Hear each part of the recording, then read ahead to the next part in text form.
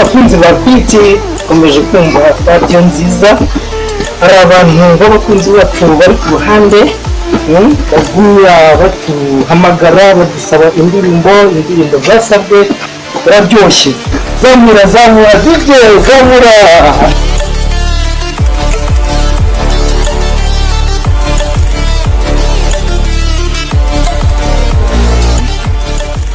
Alo, ni kuri Biti Radio? Ni umwanya wo gusaba indirimbo? Hari indirimbo nshaka kubasaba. Iyihe? Yitwa Ndakwanga by Kinyusi. Ngo muhanzi ntabaho? Abaho. Ngo ndirimbaho gatoya? Iratangira ngo nasanzure imyuma kandi ngendera imbere, icyo umutima wawe ushaka si cyo nkeneye, uri injyajya uri umuhemu kandi kubana nawe nta mahoro nabigizemo, inshuti zawe nizikinyeneye. Ndakwanga nushaka inyange, uzi umuntu irashimisha, ishimishe sheri wanjye na mama na papa. Iyi sawa.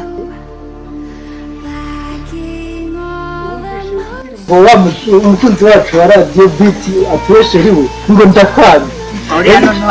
Aratwetse kabisa birabi ngo ndakwanga na nyina na mama we. Ngo mama we ngo mutuye indirimbo ngo ndakwanga kandi yaramubyaye. Sheri we kutamushyiraho. Sheri we ngo yanamuririmbiye ngo ndakwanga kurebe inyuma ngo iriya ndirimbo ariko buriya niya Mr. Yihe amuze ndi hati. Wanyibutsa DJ Kiroso. Iriya ndirimbo rwose iteye isoni, iteye ikintu ngaho rekura. Urumva ariko ari uburyohe, irakubita bacana turatwika.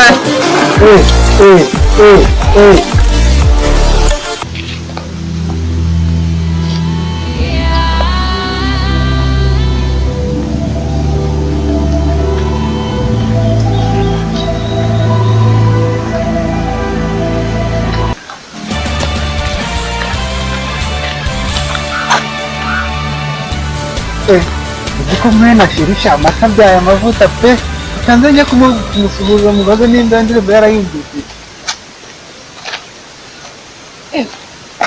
Urabuteri.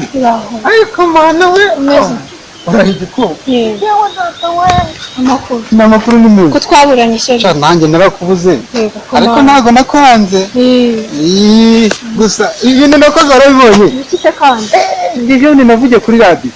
Narabahamagaye kuri radio B. Nuko mbati indirimbo nziza shandi gukunda muri iyi minsi. Iyo ndirimbo se. Nawe wari urimo kandi na mama na papa bombi. Kagira impumbire ndirimbo. Rero nari nibinze numvaga ko nawe wakumva niba yitwa Ndakwanga Bruce Melody. Urayanga? Ngo ndakwanga? Ndakwanga ngase? ndagukunda uko ari indirimbo nyine nari nkunze muri wagiye kuri radio arahamagara ngo ndakwanga umitiye mama wawe na sheri wawe na papa wawe. Oya nyine ngewe naragize wagize iki?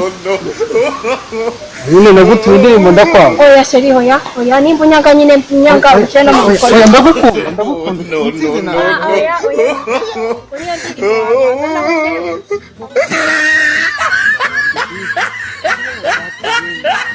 ubwo wagarutse bag.